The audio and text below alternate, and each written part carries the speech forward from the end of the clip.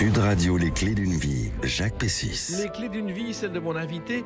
La littérature d'hier et même d'avant-hier vous a permis d'avoir voix au chapitre. Les premières pages de votre carrière ont fait de vous un homme à la page, décidé à parler envers plutôt que contre tous.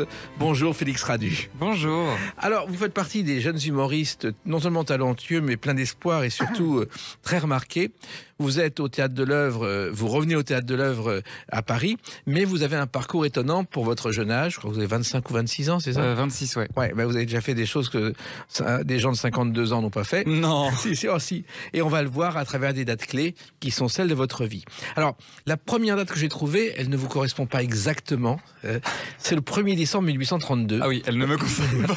Car c'est ce jour-là que paraît dans la Revue des Deux Mondes, spectacle dans un fauteuil d'Alfred de Musset, où il y a On ne badine pas avec l'amour. C'est la première apparition. Incroyable. Ah bah j'aurais aimé être là. Voilà, oui, bah vous seriez pas là aujourd'hui au micro. Bah peut-être pas. On sait pas. Jeanne Calment, le record est à battre. Alors, il faut savoir que la Revue des Deux Mondes, c'est une revue de littérature et d'idées qui a été fondée en 1829. C'est l'une des plus anciennes publications périodiques en France. Et donc, c'était un foyer d'expression majeur pour les écrivains et les critiques. Et donc, Alfred de Musset a publié ses premiers textes dans cette Revue des Deux Mondes. Et Alfred de Musset, c'est un peu votre maître, un de vos maîtres. Ouais, bah c'est un des auteurs les plus fondamentaux. Ma rencontre littéraire la plus importante jusqu'à présent, je pense, c'est un ami que j'ai raté, un grand frère que j'ai raté, je sais pas. Je l'admire énormément, puis j'aime tout de lui, quoi. J'aime ses erreurs aussi, ses maladresses dans sa vie privée, et puis j'aime profondément le poète, quoi, le petit garçon. Genre, j'ai beaucoup ouais, c'est une forme de passion. Puis pareil pour George Sand, à vrai dire, j'ai une forme de fascination pour ça. Alors, Alfred de Musset a dit une formule qui est chère à votre cœur, Félix Radu. La vie est un sommeil, l'amour en est le rêve. Oui. Bon, il a dit plein de choses qui me passionnent, mais effectivement, il a dit aussi, parce que moi je parle beaucoup d'amour, et je sais, parfois certains haters se disent, mais enfin, il ne fait que parler d'amour celui-là. Et Alfred de Musset a répondu quelque chose de formidable dans Il faut qu'une porte soit ouverte ou fermée. Il a dit, est-ce vieux que d'être immortel? Il a dit, si cette pièce ne valait rien, le monde entier ne la saurait pas par cœur. Et je trouve ça tellement vrai, donc oui. Oui. Et il faut savoir que On ne badine pas avec l'amour, finalement, ça a été mis en scène pour la première fois 4 ans après sa mort. Il ne l'a pas vu de son vivant. Le texte était sorti. Souhaitons-moi de voir mes pièces. Ouais. Alors, pourquoi Alfred de Musset comment êtes-vous tombé dedans quand vous étiez petit, Félix Radu? Je suis pas tombé directement sur Alfred de Musset. Je suis d'abord tombé sur Victor Hugo, qui est aussi une des pierres fondamentales de mon enfance. Je ne comprenais pas tout Victor Hugo. Je lisais les Contemplations. Mais je trouvais ça très beau, et donc je retenais des poèmes par cœur. Et en fait, c'est les adultes qui m'ont dit, en fait, c'est un des princes du romantisme. Donc tu devrais t'intéresser au courant romantique. Et donc j'ai lu Alfred de Musset par hasard. Et c'était effectivement On ne badine pas avec l'amour, qui est une des plus connues. Et puis il y a cet énorme monologue de Perdiccas qui te passionne étant gamin. Et puis tu découvres toutes ses autres œuvres, et puis il y en a d'autres qui te parlent. Et c'est comme ça que j'ai découvert Alfred de Musset. C'est dans ma quête de romantisme. Et j'ai créé ma bibliothèque. J'ai créé mes maîtres, comme vous avez dit. Faut les choisir, quoi. Faut avoir sa palette de couleurs pour ensuite grandir et faire sa peinture à soi, quoi. Donc dans ma palette d'adolescent, il y avait Victor Hugo, il y avait Alfred de Musset. Vous aviez quel âge, Félix Radu? J'en ai aucun souvenir. Je pense que j'avais moins de 10 ans. Moins de 10 ans quand j'ai commencé Victor Hugo, et puis Alfred de Musset, il est arrivé quand j'avais 14, 15, 16 ans. Voilà. Mais Victor Hugo, en plus, a vécu en Belgique, vous le savez. Ah non. Mais si, après le coup d'État du 2 décembre 1851, il est parti en Belgique parce qu'il était poursuivi. Il est arrivé le 11 décembre à Bruxelles sous un pseudo, Jacques Firmin Lanvin, ouvrier imprimeur, et il a vécu près de 10 ans entre la Belgique et l'île Jersey. En fait, c'est ça qu'on devrait raconter dans les cours de français. Ouais, exactement. On oublie à quel point c'était des filous. Ouais. Et c'est d'ailleurs à cette époque-là qu'il a commencé Les Misérables, que vous connaissez. Oui, enfin, je ne connais pas Les Misérables personnellement, mais je les connais un peu, oui. Ouais, vous avez beaucoup lu Les Misérables. Beaucoup, en tout cas, je l'ai lu. Et j'en ai beaucoup parlé, j'en ai beaucoup débattu avec des copains autour de bière. Et puis c'est quelque chose qui a fait sens récemment. Il y a eu un film qui est sorti d'ailleurs qui faisait référence. Donc Les Misérables, plus que jamais, dans notre époque trouble, est intéressant, oui. Alors, il y a eu plusieurs films, et il y a eu celui de Robert Hossein, surtout.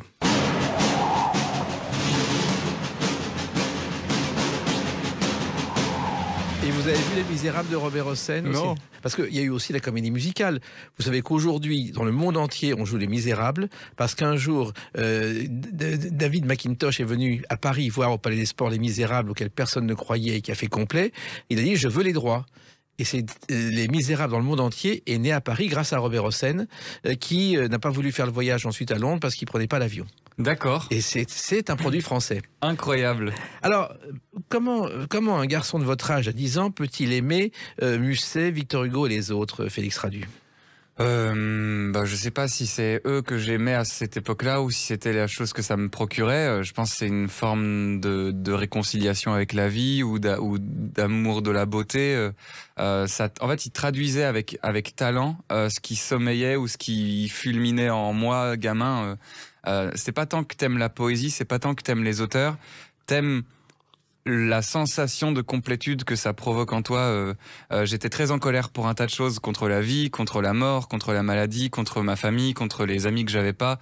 Et lire Victor Hugo, même si je comprenais pas tous les mots, même si je comprenais pas pourquoi ça rimait pas, ça me faisait sentir plus fort que moi, plus haut que moi, plus grand que moi. Et c'est cette sensation que j'ai essayé de retrouver toute ma vie et que j'essaye de provoquer chez les autres.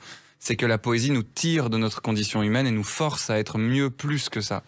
Vous êtes quand même pas à la mode, parce que la poésie, aujourd'hui, il y a beaucoup de jeunes qui disent « ça nous intéresse pas, Félix Radu ». Mais ils le disent, mais c'est une erreur, c'est une erreur de pensée, parce qu'à vrai dire, ils la recherchent partout. Ils la recherchent dans leurs rappeurs qu'ils pensent controverses. Ils la recherchent dans les œuvres d'art sur TikTok qu'ils regardent, dans les créateurs de contenu, même dans les influences. La poésie est partout, et là où on la défend dans les vieux livres poussiéreux, on la défend mal. Elle est partout, autant dans un paysage que dans un film, que dans une musique. Et il y a de la poésie même chez Aya Nakamura. Oui, c'est une autre forme de poésie. Exactement. La poésie vous a aussi permis, Félix Radu, de combattre votre timidité naturelle. Oui. Si pas la combattre, m'en réconcilier. Je pense que c'est en se réconciliant avec sa timidité qu'on finit par l'adopter, par l'apprivoiser. Ouais, et vous preniez des râteaux avec les filles à qui vous écriviez des poèmes. Vous êtes beaucoup trop renseigné sur moi. Écoutez-moi bien, Jamie.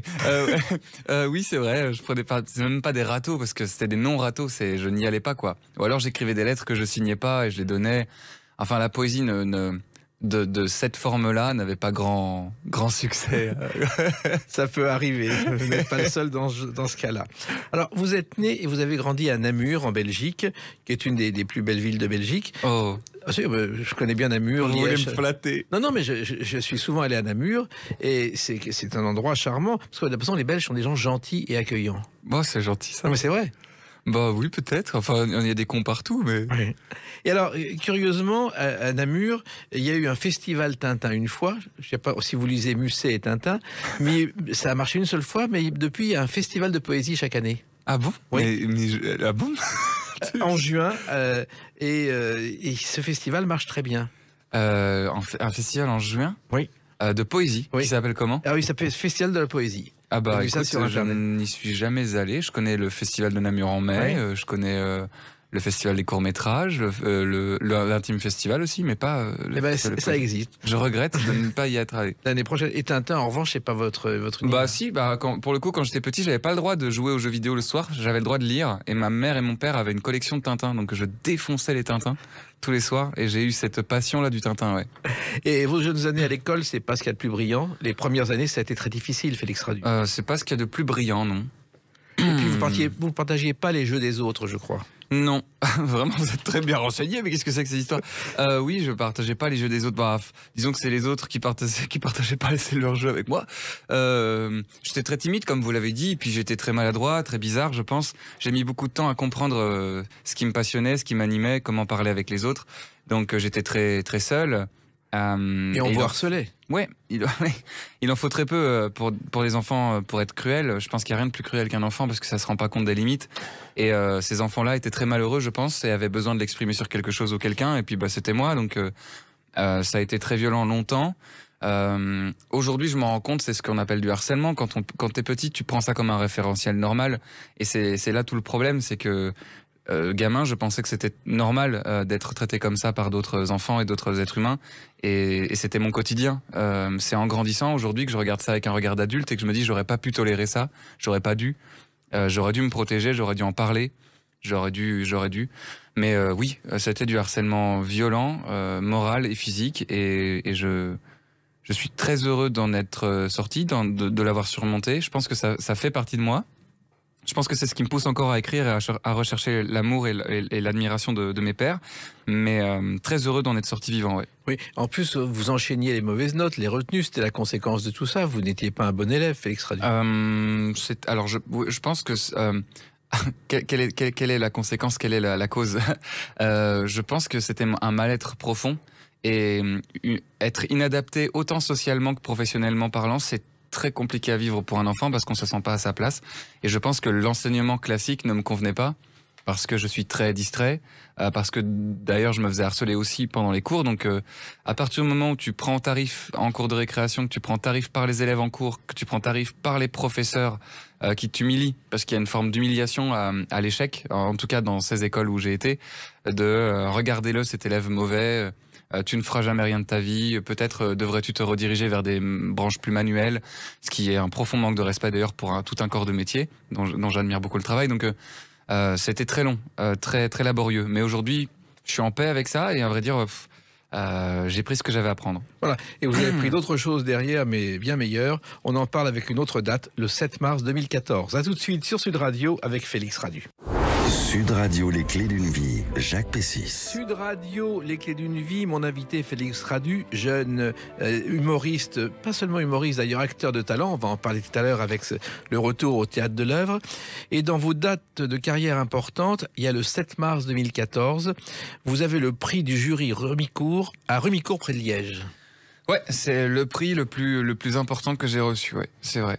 C'est curieux parce qu'il y a des Remicourt en France, dans la Marne et dans les Vosges, et il y a Remicourt qui est une ville de près de 6000 habitants en Belgique. Oui, c'est une toute petite ville, hein. Même moi je la connaissais pas avant d'y aller. Voilà. Et alors c'est tellement étonnant cette ville qu'il y a des armoiries qui ont été octroyées le 18 décembre 1991 parce qu'avant il n'y en avait pas du tout. Donc on a repris des armoiries de 1303 pour que la ville en ait. C'est vrai? C'est étonnant. Incroyable. C'est vrai. Mais vous êtes un puits de savoir en fait. Genre, j'ai envie de vous écouter. Venez, on arrête de faire cette émission. Vous parlez à ma place. Non, j'ai des tas de choses à vous demander, notamment ce festival, parce que vous y étiez inscrit au départ, Félix Radu, sans trop y croire. Oui, plus que sans trop y croire, je sais même pas ce que ça signifiait. En fait, j'ai fait un concours pour faire rire mes copains qui étaient à Liège, et j'ai rencontré un mec qui m'a dit viens dans mon festival, inscris-toi, on sait jamais. Et je me suis inscrit sans savoir qu'est-ce que ça engageait, pourquoi. Et en fait, il s'avère que le prix de ce festival, le grand prix de ce festival, c'était l'aide à la création. Donc, il te donne à disposition une salle, un régisseur, et tu montes un spectacle pour l'année prochaine qu'il achète d'avance. Ce qui paraissait invraisemblable. Et je l'ai gagné. Donc, à 17 ans, je me suis commencé à prendre mes petits textes, à les coller avec un régisseur qui regardait. Ok, ça, je peux créer une lumière là-dessus. Et c'est ainsi que le spectacle Les mots s'improsent est né.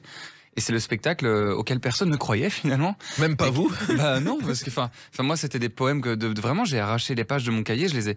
Et aujourd'hui c'est le spectacle qui me fait vivre depuis 11 ans. C'est fou, hein? Ça fait 11 ans que je le joue, ouais. Alors tout a commencé, je crois, lorsque vous avez quitté l'école au bout de 5 ans et que vous êtes retrouvé, Félix Radu, dans une autre école qui était l'IATA. L'IATA, ouais. Ouais. C'est vrai que là, vous avez découvert une option art de la parole et du théâtre. Ça a changé votre vie. Ouais, bah ça a tout remis à zéro. Mais c'est ce qu'on disait.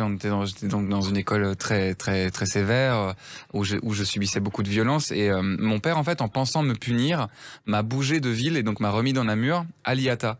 Et il m'a mis à l'internat aussi. Il m'a dit bon ben voilà, ce gamin, on fera jamais rien de lui. Ses professeurs disent qu'il est bête. Il a des mauvaises notes. On va le mettre à l'internat et ça va lui apprendre la vie. Sauf qu'en faisant ça, il m'a libéré d'un poids monumental et je me suis retrouvé en face de nouveaux enfants. Donc ça a rebattu les cartes. Et à l'IATA, il y avait cette option, art de la parole, comme vous avez dit. Et c'est la première fois que j'ai été entouré d'enfants sensibles, d'enfants apaisés, en fait, d'enfants mus par la même recherche de beauté, et puis de douceur, et je suis tombé amoureux de ces enfants-là. Et j'ai pas peur du terme, genre il est vraiment mesuré. J'étais amoureux de leur beauté, de leur gentillesse, de ce qu'ils émanaient. Il y avait quelque chose de... Et j'ai eu envie d'être comme eux. J'avais envie de leur appartenir. J'avais envie d'appartenir à cette caste d'individus qui lit des vers, quoi. Et d'ailleurs, vous avez dit un jour que votre but dans la vie, c'était d'apporter du bien aux autres, Félix Radu. Oui, je pense que c'est important d'apporter du bien. Je suis un peu agacé par tous ces artistes qui, quand on leur pose la question, répondent « Ben moi, je fais du théâtre parce que j'adore ça, ça me fait un bien monumental de faire du théâtre, c'est un peu une forme de thérapie pour... » Moi, ça m'agace assez. Je fais pas du théâtre pour une thérapie personnelle. Je fais du théâtre pour une thérapie des autres, quoi. Moi, je suis là pour les autres sur un plateau. Je suis là pour leur donner du plaisir et c'est profondément généreux comme métier. Mon plaisir passe ensuite. Je suis là pour alléger ou ranger ou alourdir parfois le sac des autres, quoi, de le remplir de bouquins, d'envies, de rêves, que les gens sortent de la salle de spectacle en ayant foutrement envie de vivre, de croquer la vie, de faire l'amour, d'écouter de la musique en roulant vite sur la route. J'ai envie de réinjecter de l'oxygène et de la vérité là-dedans, quoi. La vie a tendance à nous mettre des œillères. Enfin, on est dans un quotidien qui a tendance à nous aspirer et on se rend plus vite compte que les jours passent et qu'un jour on se retrouve au cimetière. Donc, c'est bien aussi d'être au théâtre et de hurler comme Alfred de Musset l'a écrit d'ailleurs, je ne veux pas mourir, je ne veux pas mourir. Allons qu'on se remue et qu'on me rassasie. Je trouve ça tellement beau. Alors, vous êtes sorti de cette école avec un diplôme, diplôme de l'enseignement des arts techniques et artisanat de Namur, et c'est ronflant, et vous avez tenté d'entrer au cours Florent à Paris, vous êtes rentré à Bruxelles. Oui. Ça s'est pas bien passé la première fois. Comment ça fait?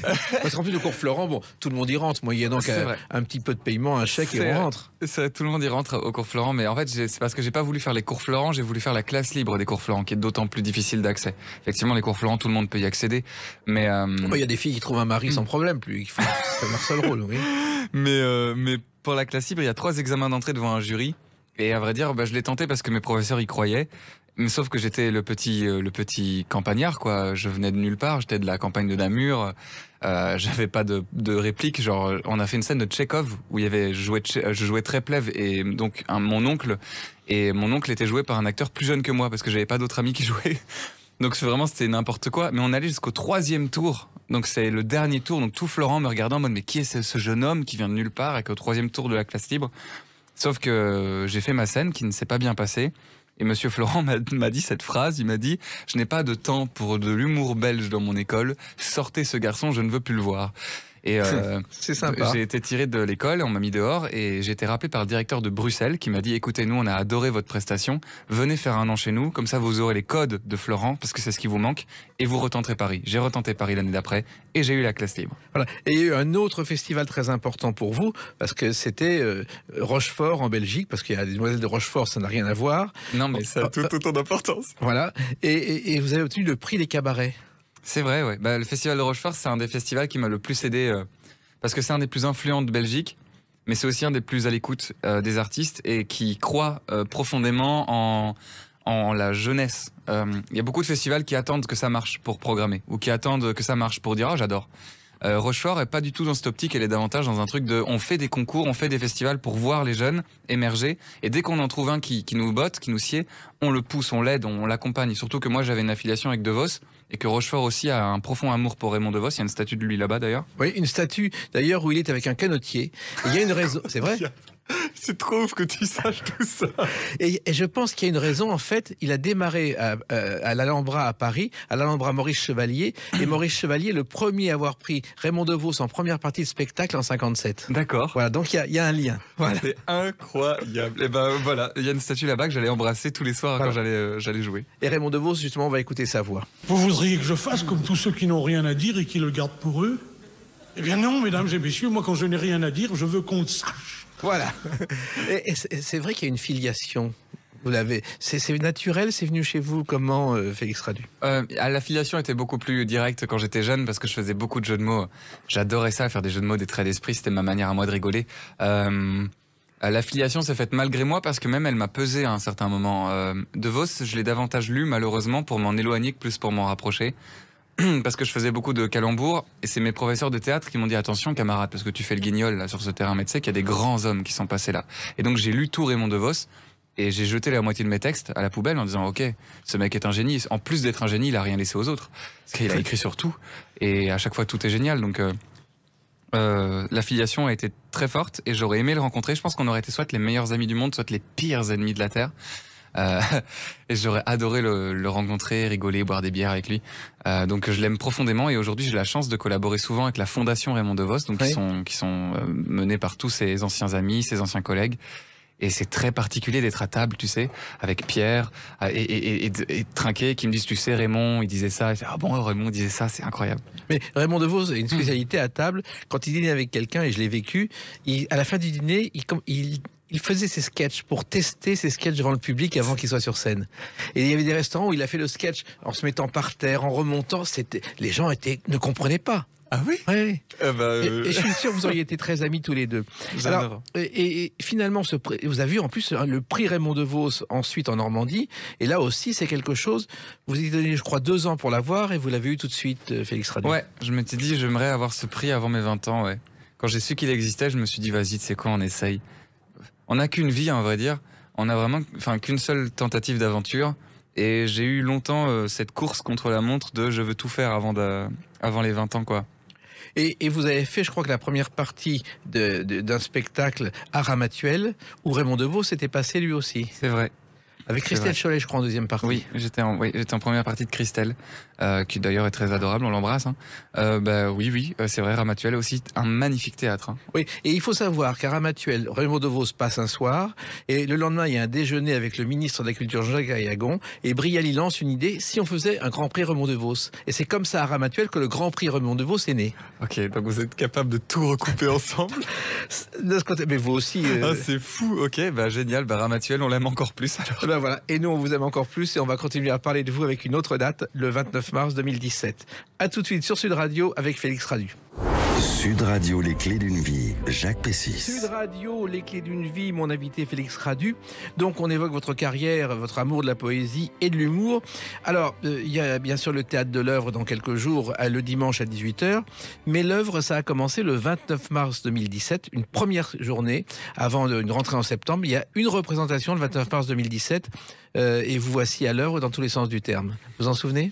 En 2017? Oui. C'était la première représentation de mon spectacle, oui. C'est ça? Waouh. Au théâtre de l'œuvre. Ah, au théâtre de l'œuvre? Oui, parce qu'avant, vous aviez été... ça avait commencé à Paris. Ça avait commencé à Paris. D'abord, vous arrivez à Paris dans un 15 mètres carrés, je crois. C'est vrai. C'est une petite chambre. Mais vous connaissez mon adresse. Non, je la donnerai pas à l'antenne. Et c'était une toute petite chambre. D'ailleurs, Raymond DeVos, lui, avait le même problème à ses débuts. Il avait une chambre de 9 mètres carrés et quand il se réveillait la nuit, il se cognait sur le lavabo. Ah oui. Voilà. Oui, mais surtout que Raymond DeVos, il prenait plus de place que moi. Donc... Exactement. Donc ce spectacle, les mots s'improsent, vous l'avez, je crois, débuté dans le métro. Devant 2 personnes. Ouais, alors dans le métro, je jouais pas, mais je me changeais dans le métro. À Paris, quand je suis arrivé, je jouais à la Petite Loge, qui est le plus petit théâtre de Paris. Oui. Et je faisais 25 places, je crois. C'est ça. Et je faisais environ 3-4 spectateurs par représentation, donc c'était vraiment catastrophique, c'était très difficile. Mais on fait son métier, quoi. C'est à partir de ce moment-là que le mot métier prend son sens. Et puis en Belgique, je faisais des festivals, des concours, je jouais dans des trucs de la bière, dans des cafés, dans des restos où t'étais pas payé. Enfin, je suis rentré par la petite porte et c'est d'autant plus joli que ça monte et qu'aujourd'hui, moi j'ai vraiment des souvenirs. Quand on m'a fait quitter la Petite Loge pour me mettre au théâtre des Mathurins, oui. Dans une salle de 100 places du coup, et que je commençais à faire 30 personnes par représentation et qu'il y avait une dame qui repassait mes chemises, j'avais été très très ému moi. Parce que j'ai vraiment des souvenirs de moi qui porte mon spectacle à bout de dos dans les trains, et dans les taxis, dans les bus, avec ma maman qui me dit mais enfin... À un moment, il va falloir se concentrer sur le travail, sur les études. Donc c'est joli que cette passion ait pris de plus en plus de valeur et d'importance, autant dans ma vie que dans celle de mes proches, quoi. Et le théâtre des Mathurins a porté chance à beaucoup de gens. Les Palmes de Monsieur Schultz, qui est un spectacle qui a été joué 2000 fois à Paris, les 70 premières représentations au théâtre des Mathurins, il y avait personne. Et le producteur a tenu, Gérard Caillot, il a dit ça a marché, et ça a éclaté un jour, et ça a fait 2000 représentations. Eh ben, on embrasse Gérard, il faut plus de gens comme toi. Alors... venir à Paris, c'est un risque au départ, Félix Radu, lorsqu'on est tranquille en Belgique et que ça fonctionne bien. Oui, mais c'est un risque obligatoire, je pense. Enfin, quand t'as envie de taper un peu le monde, de bouffer de la planète, la France, c'est quand même plus... Elle appelle davantage que la Belgique. La Belgique, un peu... Moi, je la vois comme une daronne. Moi, je vois la Belgique un peu comme une maman. C'est-à-dire que c'est confortable, mais tu te sens vite à l'étroit. Alors, c'est chaleureux, ça prend soin de toi, mais t'as très vite envie d'aller voir un peu de... Je vois davantage la France comme une forme d'amante, comme une forme d'amoureuse. C'est-à-dire que c'est assez cruel, puis t'as pas toujours des réponses à tes fleurs. Mais quand elle t'embrasse et quand elle t'invite chez elle, tu te sens le plus grand bonhomme de la terre, quoi. Quand tu la regardes dormir le soir et que t'es là à côté de la fenêtre, tu te fais j'ai conquéri Paris, quoi.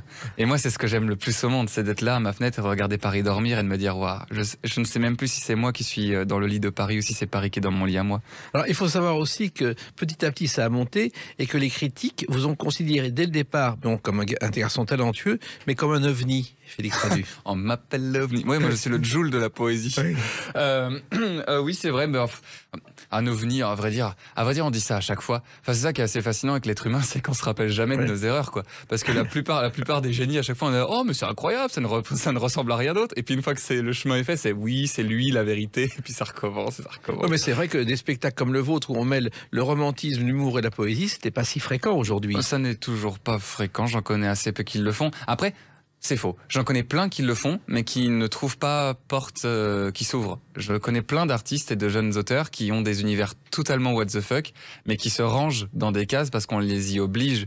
Et malheureusement, et ça c'est un défaut de la France parce qu'on a moins ça en Belgique, mais on aime beaucoup les cases et les structures, et on n'aime pas trop les transversales, qu'on n'aime pas trop les gens qui sont un peu blu. Donc effectivement, je pense que mon spectacle fait un peu office d'ovni, et j'adore ça. J'aime beaucoup faire valoir cette différence et cette bizarritude parce qu'elle fait partie intégrante de mon adolescence et de qui je suis.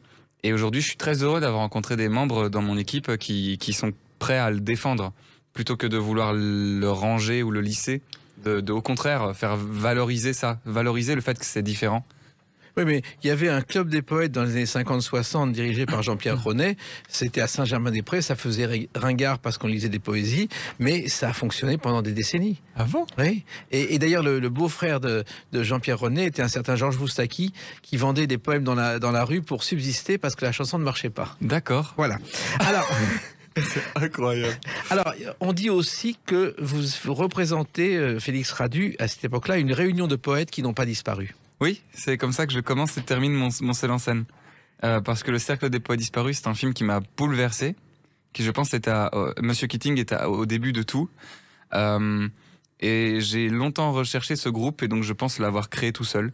Le Cercle des Poètes pas encore disparu, je trouve ça joli. Ce film vous a marqué quand vous l'avez vu, dès que vous l'avez vu? Oui, mais vraiment je pense qu'il n'y a aucun film ne m'a autant bouleversé que celui-là parce qu'il m'a hanté longtemps. Ah et bon? que il m'a, oui. Parce que j'étais jeune, j'étais très impressionnable, je pense. Je cherchais vraiment comment donner sens à ce qui s'exprimait de moi, puisque j'écrivais déjà à cette époque, mais ça me pesait beaucoup parce que je comprenais pas pourquoi j'écrivais, pourquoi j'étais une pleurnicheuse quelque part. Mon père disait ça.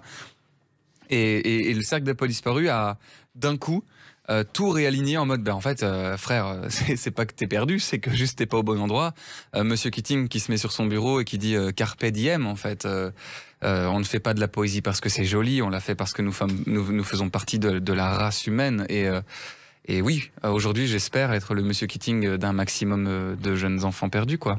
Et d'ailleurs, le Cercle des Poètes Disparus est aujourd'hui diffusé et étudié dans les universités parce qu'il fait allusion aux événements historiques qui ont mené à la création des fraternités à la fin du XVIIIe siècle. D'accord. Voilà. Ok. Alors, votre spectacle, effectivement, le côté ovni, c'est qu'il y a un mélange de réflexion philosophique, d'humour. Vous évoquez Camus, Rilke, le mythe de Sisyphe. C'est pas courant, ça non plus, Félix Radu. Oui. Quand j'ai créé le spectacle, j'avais envie de partager les lectures qui ont été bouleversantes et qui m'ont aidé à me construire en tant qu'être humain et qui font aujourd'hui partie de moi, qui ont amené des vraies réflexions de pensée sur des grandes peurs comme la mort, l'amour, la folie, la solitude.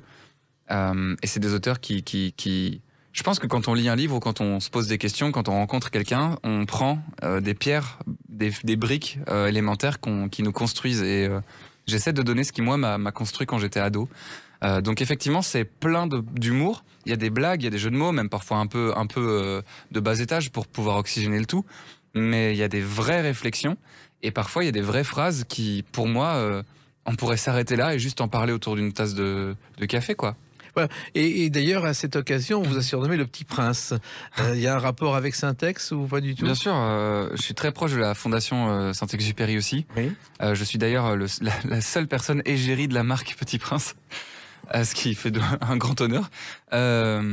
Le Petit Prince, pareil, c'est un livre que je porte dans mon cœur, qui est à côté de mon lit. En fait, ce qui est amusant, c'est que moi, j'aimais beaucoup l'œuvre, mais je ne mettais pas plus de sens que ça.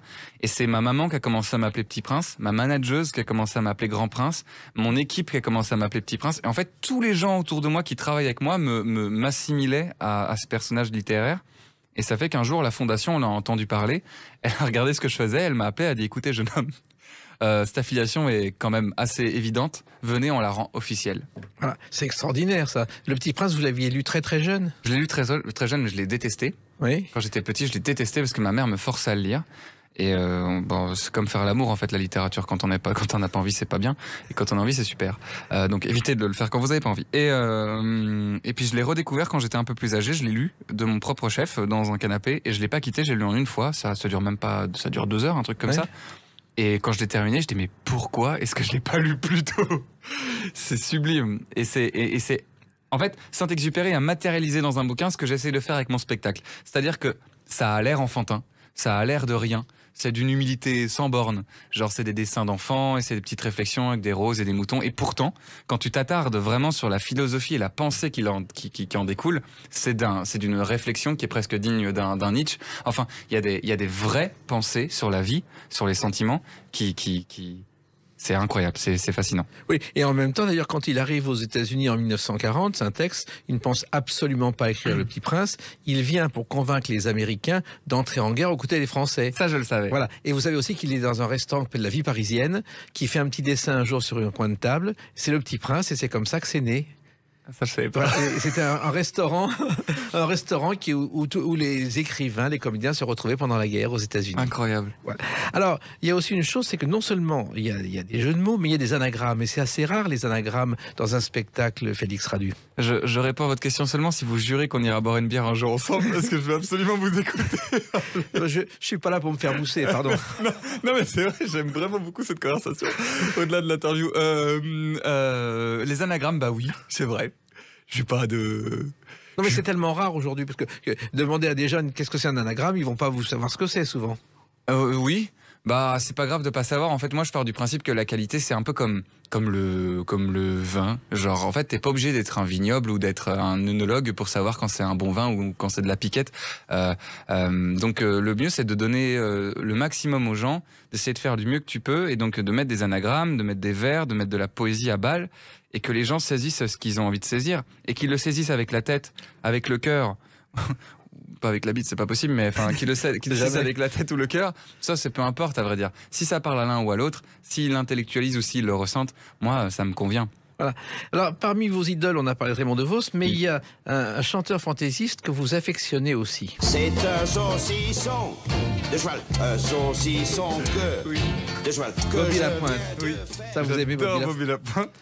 Il me fait délirer de ouf en fait. Je trouve ce mec incroyable. C'était un fou, total. Oui, passionné de mathématiques. Et vous savez que c'est son seul succès parce qu'il a été produit par Joe Dassin. Il est rentré au hit parade alors que personne n'en voulait avec cette chanson. Sinon, le reste du temps, son premier spectacle, il faisait dans un cabaret de Montmartre, de Mouffetard qui s'appelait le Cheval d'Or. Il arrivait déguisé en homme grenouille sur scène. Personne ne le remarquait. Je savais pas. Voilà. Mais pourquoi Bobby Lapointe, cette passion? Je sais pas, je le trouve Sans vraiment... les mots. Oui, en fait, j'aime tout de lui. En fait, il est bizarre, quoi. Il est bizarre, fou. Mais il est fou. Mais il est fou beau. Enfin, il est beau. C'est beau la folie, quoi, comme dirait l'homme pâle. C'est beau la folie. Je le trouve drôle. En fait, il a quelque chose dans les yeux de vraiment ok. Genre, il est là, il fait son petit truc. Et puis, ses sons sont toujours tellement drôles, tellement bien écrits. Il peut tout faire, quoi. Mais ce sont les mots aussi qui vous passionnent. Bien sûr. Bah, en fait, autant le personnage que son style. Et puis c'était des vraies leçons d'écriture pour le coup. On s'en rend pas compte, mais les jeux de mots c'est pas que des calembours aussi. Ça demande tellement d'astuces et de qualité de plume que en fait tu peux même presque reconnaître la qualité d'un auteur à la manière dont il fait des jeux de mots. Et donc Raymond DeVos et Bobby Lapointe, en fait, n'ont rien à envier à Shakespeare ou Molière, parce que je pense qu'ils auraient été capables, s'ils avaient eu envie, d'arrêter de faire des blagues et des jeux de mots pour faire des vraies œuvres prétentieuses. C'est juste que c'était des gens très humbles. Le génie parfois se cache dans les petites choses, quoi. Et Bobby Lapointe, ouais, tout. Parce que c'est vrai que t'as raison, en fait, quand il chante, il a pas une voix incroyable, mais tout fait que c'est du génie, quoi. Ouais. Et d'ailleurs, de son vivant, personne ne le connaissait. Maintenant, il est culte pour toutes les générations. C'est vrai, personne ne le connaissait dans son vivant. Il vendait 3 disques, à part ce disque-là, c'était une catastrophe. Les spectacles étaient vides. Si malheureux. C'est triste, hein, mais... Et il a fait il faisait la première partie de Brassens pour gagner sa vie, et Brassens l'aidait. Voilà. Ah bah, Brassens, on l'embrasse. Voilà. Et ben nous, on va pas se quitter comme ça. Il y a encore une autre date importante, c'est le 9 octobre 2022. À tout de suite sur Sud Radio avec Félix Radu. Sud Radio, les clés d'une vie, Jacques Pessis. Sud Radio, les clés d'une vie, mon invité Félix Radu. Donc, le 9 octobre 2022, au Théâtre de l'Œuvre, je dirais retour aux sources, parce que le dimanche à 18h30, vous reprenez ce spectacle que vous avez écrit quand vous aviez 15 ans et qui 11 ans après est toujours à l'affiche. C'est étonnant. La vie est parfois surprenante. Oui. Tant mieux, en même temps, il a bougé, il a évolué. Pas au niveau de la plume, parce qu'on se dit que c'était important de respecter l'auteur que j'étais quand j'étais ado, mais au niveau de la mise en scène, mon metteur en scène a dit une phrase que j'ai trouvée très jolie. Il a dit: maintenant, tout le travail va consister à faire rentrer le jeune comédien que t'es devenu dans les pompes de l'auteur que tu étais. Et donc, c'est un peu ça qu'il faut faire, quoi. Oui, mais un spectacle qui dure 11 ans et que vous continuez à jouer, c'est pratiquement unique. Ouais. Bah, c'est une vraie parcelle d'histoire. Enfin, ça devient une vraie parcelle d'histoire. Ça devient vraiment une adolescence mise en spectacle, quoi. Je donne aux gens l'adolescent que j'étais en représentation. D'ailleurs, l'histoire, c'est celle d'un jeune homme, pour celles et ceux qui ne l'ont pas vu, qui découvre le monde en grandissant. Et tous les thèmes qui peuvent exister. Oui, en fait, c'est là où... Moi, je suis parfois un peu frustré, c'est que le seul en scène, en fait, a plusieurs degrés de lecture et que les gens s'arrêtent souvent à la lecture des seuls en scène usuels, c'est-à-dire on vient, on rigole et on repart. Alors qu'en réalité, j'ai vraiment construit mon seul en scène de manière à ce qu'il y ait une véritable histoire dans le fond, dans l'entreligne, comme dans mes sketchs, en fait. Il y a des jeux de mots, il n'y a pas que des jeux de mots. Il y a des situations, comme vous dites. Il y a des situations et puis il y a de l'émotion parce que vous avez décidé, je crois, d'entamer votre suicide poétique. C'est pas si courant. Non, mais je vous aime tellement. Oui, c'est ça. C'est ça. En fait, ça paraît totalement pas du tout drôle, ce que je vais dire, mais en fait, le seul en scène raconte l'histoire d'un suicide. Il raconte l'histoire d'un jeune homme qui, avec sa valise de vie, donc qui métaphorise le fait qu'on se balade nous et qu'on prend en grandissant, et qui découvre les grandes idées du monde, c'est-à-dire la mort, puis l'amour, et puis la solitude, et puis la folie, et qui, une fois ce monde découvert et ses déceptions faites, décide de rester dans le monde des idées, de rester dans le monde de la littérature qui le passionne. Et donc il y a cette phrase où je dis « J'ai décidé de mettre fin à mes jours ». Non pas de me suicider, mais de vivre la nuit. Alors les gens se disent: oh, c'est marrant, jour, nuit. Mais en fait, c'est pas que ça, parce que en fait, dans la philosophie, le jour, le soleil, c'est la vérité. Et donc la nuit, pour moi, reste l'idée même de se réenfermer sur soi-même, quoi.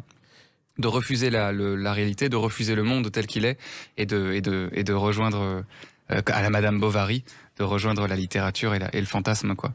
Mais là aussi, les spectateurs seront surpris parce qu'ils s'attendent pas en venant voir un seul en scène qu'on parle de Madame Bovary ou d'autres gens de ce type. Bah c'est malheureux, c'est surprenant. En fait, c'est même tout le boulot, à vrai dire, c'est de faire sauter les a priori. Parce que dans ce spectacle, je parle du mythe de Sisyphe, par exemple, d'Albert Camus, qui paraît pour beaucoup insondable, imbitable, alors que quand tu l'expliques avec des mots simples et que tu ramènes à l'essentiel, et donc tu bouges toute la poussière du style ou toute la poussière du format, qu'est-ce que le mythe de Sisyphe, sinon le récit d'abord d'un homme qui trahit les dieux, et puis surtout d'un homme qui reçoit cette histoire et qui décide de faire toute une pensée autour du suicide. Pourquoi est-ce qu'on se suicide? Parce que ça concerne tous les êtres humains, pas que les gens intelligents, entre guillemets.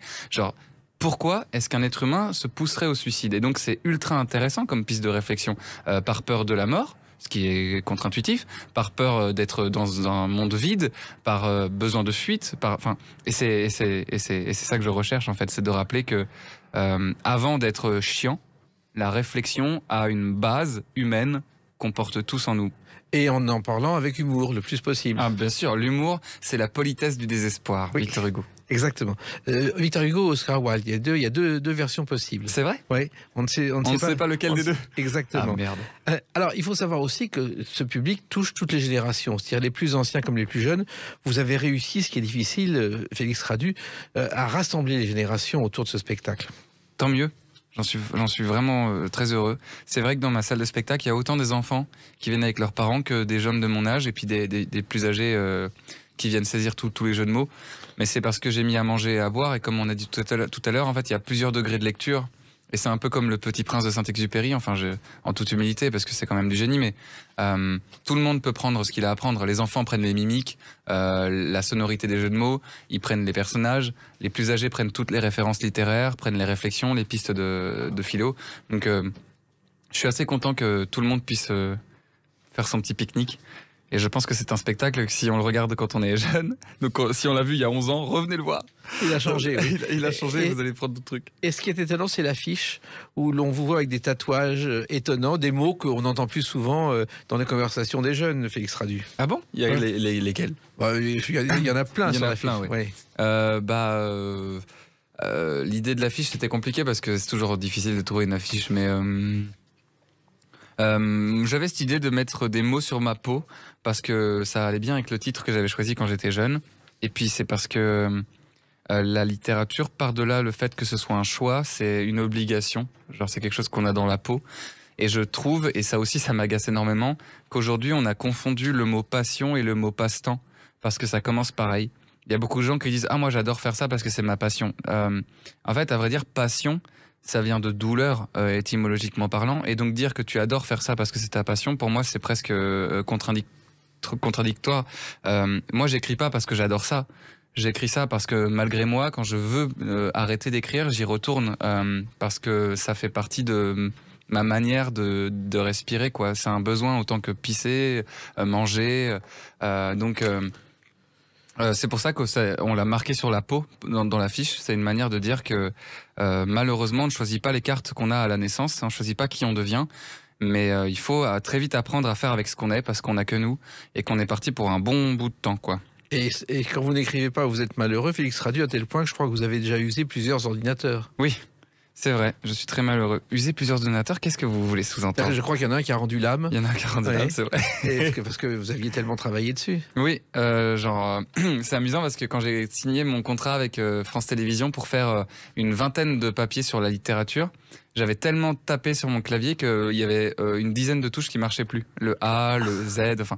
Et donc, je décrivais, ça me mettait des heures. Mes épisodes, je tapais comme un malade sur les touches pour pouvoir mettre mes mots. C'était un enfer sur Terre. Donc effectivement, à force de taper. Puis j'ai aussi perdu un autre PC, malheureusement, qui a rendu là, mais j'ai perdu tous les textes avant mes 18 ans. Ah mais il a fallu les copier avant. J'aurais dû, mais je le ferai maintenant. Alors il y a une chose qu'il ne faut pas confondre, et vous le dites souvent, Félix Radu, c'est le seul en scène et le stand-up. Ce sont des choses très différentes.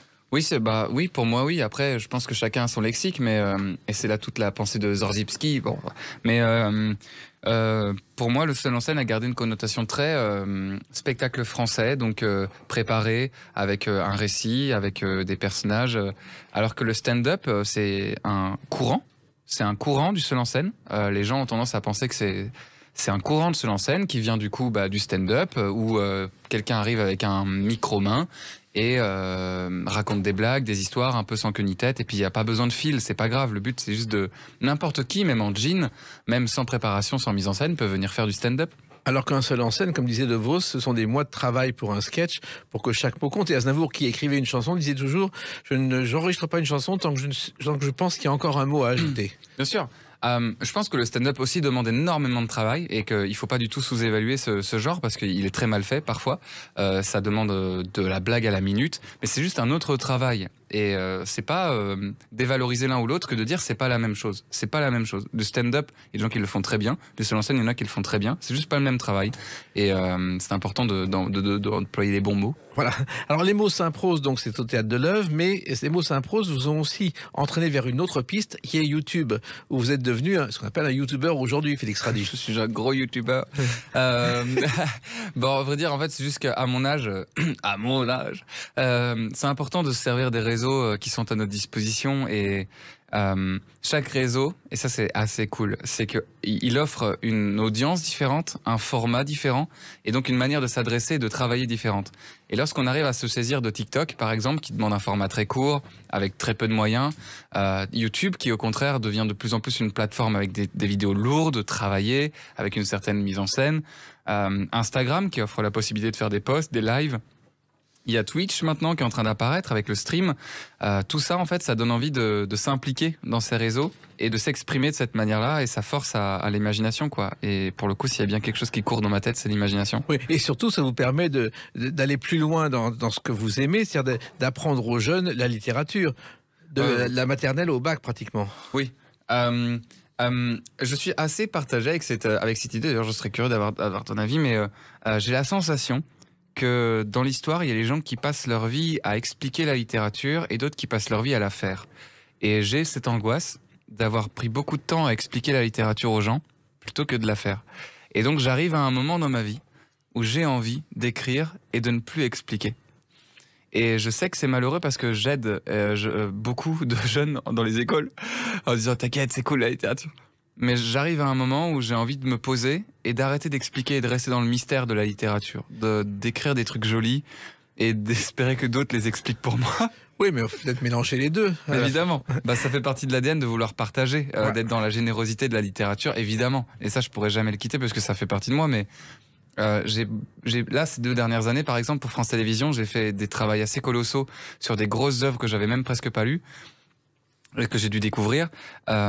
Et j'en arrive à un moment où là, je me suis beaucoup rempli de littérature, j'ai beaucoup expliqué, et j'ai envie un peu, comme dirait Brel, de me taire. Voilà. Mais bon, Brel s'est tué au bout de quelques années, mais ce il pensait avoir tout dit. Mais en même temps, ce côté éducatif, c'est important parce que à l'école, tout le monde s'ennuie, et quand on vous regarde sur YouTube, ça fonctionne bien. Oui, c'est pareil pour moi. À vrai dire, je me suis longtemps ennuyé à l'école et quand je regarde les créateurs de contenu, je m'amuse énormément. Et je me suis découvert une passion pour l'astronomie, je me suis découvert une passion pour les sciences, les mécaniques quantiques. Albert Einstein était un génie et je m'en suis pas rendu compte assez tôt. Je pense que c'est juste le format qu'on a à l'école qui correspond pas et qui convient pas. Et on devrait s'en rendre compte. Après, je sais pas à quel point on peut modifier ça, à quel point on peut le rendre. Heureusement qu'il y a ces courants parallèles d'éducation. Et je suis très heureux d'en faire partie et d'espérer donner des pistes aux gens pour qu'ils puissent s'en réemparer. Oui. Il y a beaucoup de gens qui m'écrivent... Pardon, je t'ai coupé. Non, allez-y. Beaucoup de gens qui m'écrivent pour me dire je pensais que je détestais la poésie et puis là maintenant je me retrouve à acheter un livre parce que j'ai beaucoup aimé ce que vous faites et je suis trop content de le lire. Alors il se trouve aussi qu'il y a un autre métier, chroniqueur, et la chronique ça a commencé à Sud Radio. L'été. Oui. Vous étiez ici chez nous il y a quelques années, débutant Félix Radu. Retour à la maison. Oui. C'est vrai, j'ai eu de la chance. C'est Christophe Meillan et Arthur Jugnot qui ont cru en moi. Sur un hasard, en plus on s'est rencontrés vite fait pour une interview et le fait est qu'ils m'ont invité, donc j'ai rencontré aussi Santou, Guillaume, qui est adorable, et j'ai fait mes premiers papiers ici. Oui, c'était très timide, très maladroit, je savais pas trop ce que j'avais le droit de faire ou pas, mais Arthur et Christophe étaient vraiment d'une gentillesse assez presque désinvolte à vrai dire, parce qu'ils étaient très dans 2 adolescents quoi. Et c'est là que j'ai fait mes premières armes, et puis j'ai été appelé par la RTBF et la vie a fait son cours. Oui, car la RTBF, vous avez fait des chroniques matinales en toute liberté. Ça a été un gros travail, c'était même à la limite épuisant. Oui. Le travail en termes d'écriture n'était pas spécialement épuisant, c'est juste que le format me convient moins que ce que j'aime faire spontanément, mais en toute liberté, oui, parce que je pense que les Belges sont moins regardants sur les formats, c'est ce que je disais tout à l'heure, mais je pense qu'ils ne s'attendaient pas à ce que ce soit aussi bizarre comme format. Quand ils m'ont invité, ils m'ont dit carte blanche, mais je pense qu'ils s'attendaient à ce que je fasse une carte blanche comme n'importe quel autre chroniqueur la faisait. Et comme j'avais aucune idée de ce que j'avais le droit de faire ou pas, je me suis dit, bon, on ne va jamais aussi loin que quand on ne sait pas. Donc j'ai fait ce fameux papier qui s'appelle Cher Amour. Et la radio m'a appelé, je ne sais pas si tu le sais, la radio m'a appelé et elle m'a dit, écoute Félix, c'est pas contre toi, mais t'as rien compris à la radio. Ça ne marchera jamais, personne n'a envie d'écouter de la poésie aujourd'hui. Donc maintenant ce qu'on va faire c'est qu'on va terminer les 3 papiers que tu dois faire et puis on se dira au revoir. Voilà. Et je suis parti et on a fait 1 million de vues. Voilà. Ce qui n'existe pas à la RTBF. Donc j'ai été rappelé par cette même personne qui m'a dit Félix, on adore ce que tu fais, on est tellement heureux de t'avoir sur les ondes de la RTB. Et en vrai, on en a rigolé derrière. Et il m'a dit, écoute, voilà, on s'y attendait pas, le format fonctionne, c'est trop bien, t'es en train de réinventer une forme de truc, donc vas-y, viens et fais tes papiers. Et donc, sans trop comprendre, la RTBF a eu cette gentillesse de me laisser faire mes papiers, sans trop savoir pourquoi et où ça allait. Et ça a bien marché, on a été jusqu'à 10 millions de vues. Et comme tu l'as dit, je me suis arrêté parce que je découvrais mon métier en même temps que je le faisais et c'est très ingrat comme manière de faire parce que finalement il y a énormément de gens qui t'attendent au tournant et dès que t'es un peu plus faible ou dès que t'es un peu plus en questionnement, on te donne des taquets et moi j'avais pas l'habitude de ça, j'ai découvert ça sur le chemin et j'ai eu besoin de 2 ans pour apprendre mon métier et puis apprendre qui je voulais être, qu'est-ce que je voulais dire. Et je me sens davantage prêt. D'ailleurs, j'ai recommencé les chroniques il y a 2 semaines. Voilà, et vous êtes aussi sur scène le dimanche soir à 18h30 au Théâtre de l'Œuvre avec ce spectacle Les mots qui s'imposent, qui continue, que je recommande à celles et ceux qui nous écoutent parce que ils rieront, ils apprendront beaucoup de choses et vous découvriront tel que vous êtes. Nous parlons vrai, vous parlez vrai, donc vous êtes fait aussi pour revenir à Sud Radio quand vous voulez, Félix Radu. Adorable, merci beaucoup. Merci, les clés d'une vie, c'est terminé pour aujourd'hui. On se retrouve bientôt. Restez fidèles à l'écoute de Sud Radio.